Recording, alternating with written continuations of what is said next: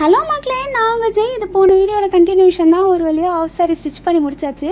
இப்போ ஒரு குட்டி சாங்கோட ஃபிட் செக் பார்த்துடலாமா?